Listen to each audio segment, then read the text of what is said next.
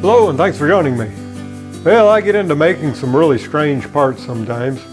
The guy I sold my buckboard flyer to also restores toy tractors for kids, powered toy tractors, real old ones. And I've been making parts for those, and word of mouth got out, and now I'm making parts for another guy, same tractors. But last week I made a piece. Here's what I made last week. It's a strange washer. It's got two elevated ramps. And that was, I didn't make a video of that because I wasn't sure how I was going to do it, and it turned out kind of crude, but it worked. But this is what we're making this week. And this is what mates with that washer. That washer welds to the wheel, and this is the drive hub for the tractor. And this is basically takes the place of a differential.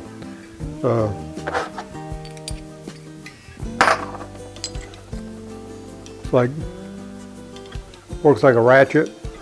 It drives like that, but slides if one wheel needs to go faster than the other. Anyway, this is going to involve some trepanning or terrapanning. I think it's trepanning right in there. And I'm going to make it out of solid steel instead of cast iron. I don't know if I'm going to succeed or not, but I'm going to give it a try. There's a left and a right too, so I don't know. I just got one side, and I got to make a mirror image of that also. So that's what we're doing today. I got some bearings going out in my CBN wheel here, but first thing we're going to do is make a trepanning tool to cut that recess right in there. Hopefully, anyway. I've never made one before. We'll see how that works.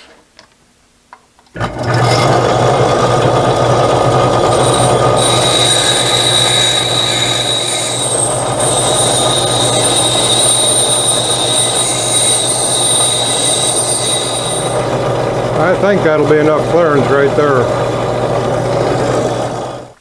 Just in case you're curious, this is how I made that washer.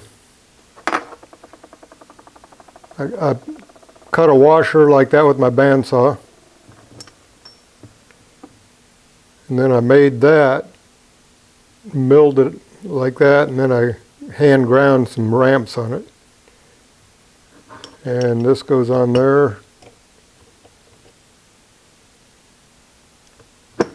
And there's a shearing action takes place on the edge of that. They're both mild steel, and I'm cutting mild steel, but it worked. And for a limited production, hopefully, just line up the slot with the edge of that, and then put it in the arbor press, and you end up with this. Wait a minute, now I had to make two of these. That's the opposite one. Here's the one. Matches with that. Crazy, huh? Anyway, on with this.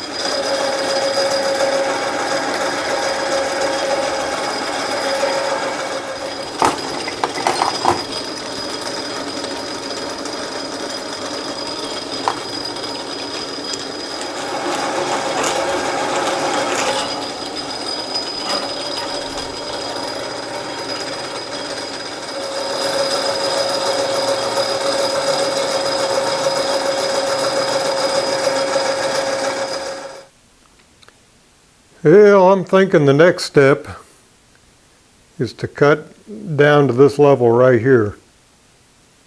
And then I'll trepan that groove in there, hopefully. Got an idea here. I could have used a depth stop on my carriage, but I want to make sure and not go too far here. Perfect.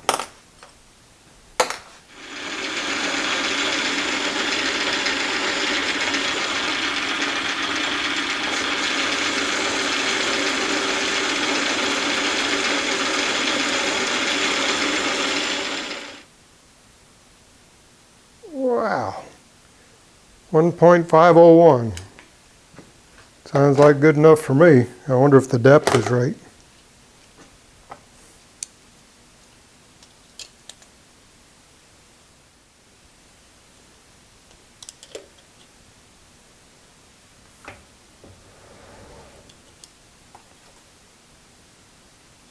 Yep.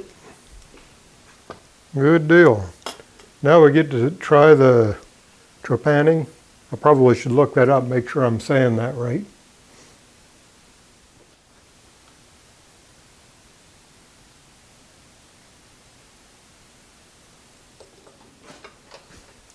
Okay, I'm going to set the height on this.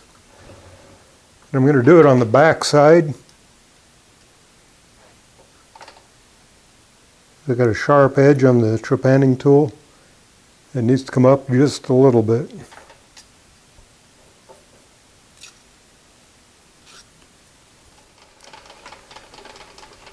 I got a feeling this is going to chatter like crazy.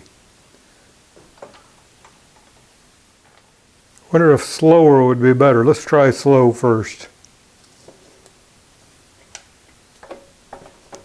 If I sound like I've never done this before, that would be correct.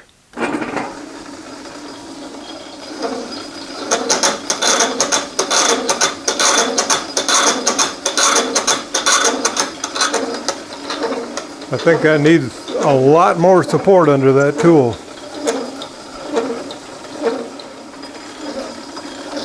I think that tool needs to be about a ½ inch tall or taller and curved. I don't think it's going to make any difference, but I'm going to try a little higher speed.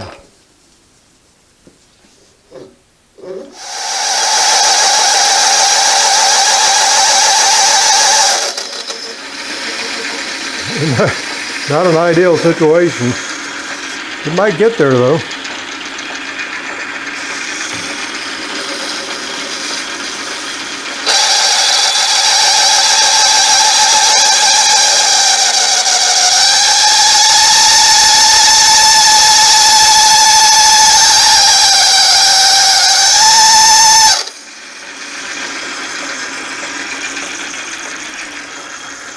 A whole lot of screaming.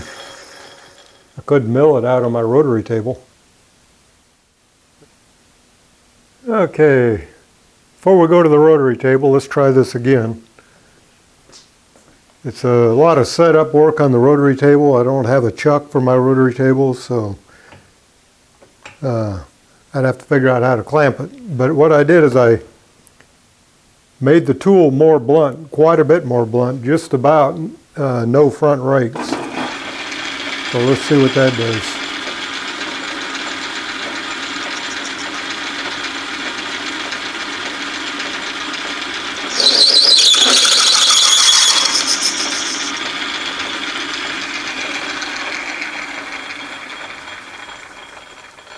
Let's try slowing it down.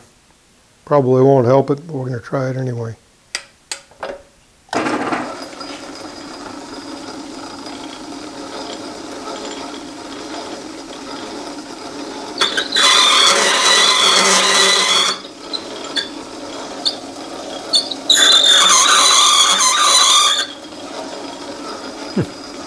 Wow. Try below center.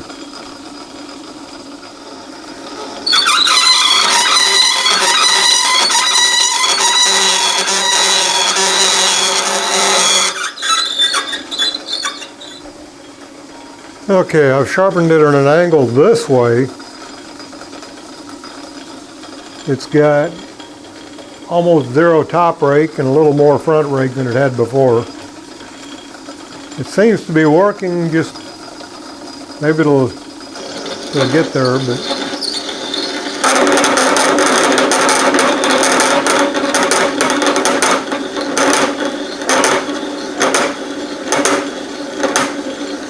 looks dangerous, doesn't it?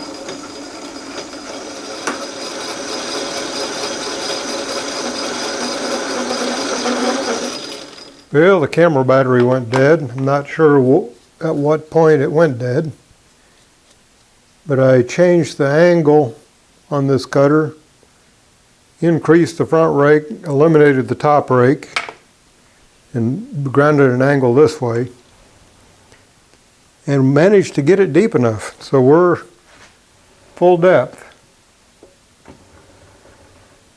where we need to be. Can't believe it. Problem is, I got to do 3 more of them.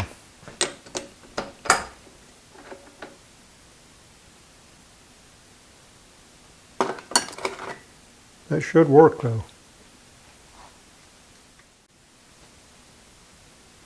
Okay, now we've got to flip it over and cut that recess right there.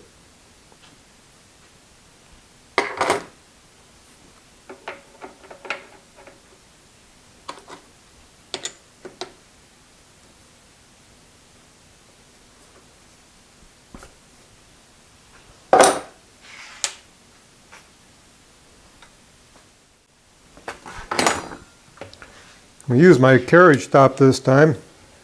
Run the tool into the end of the work. Set my carriage stop with a 3/16 spacer in there. That's how deep that recess needs to be.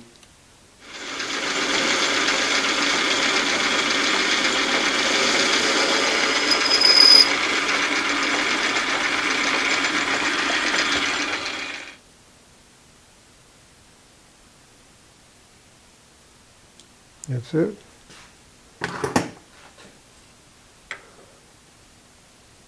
Now all we got to do is mill that little ramp on there. I got some ideas on how to do that, but I'm not really sure. Of course, I got to cut that slot too.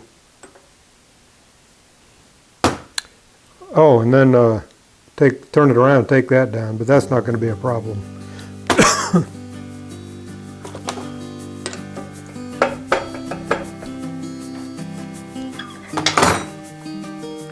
Well, I think that about wraps it up for part 1. Part 2, I'll be milling that those ramps on there and milling that slot and taking this down. Anyway, thanks for joining me. Be sure and subscribe and ring that bell.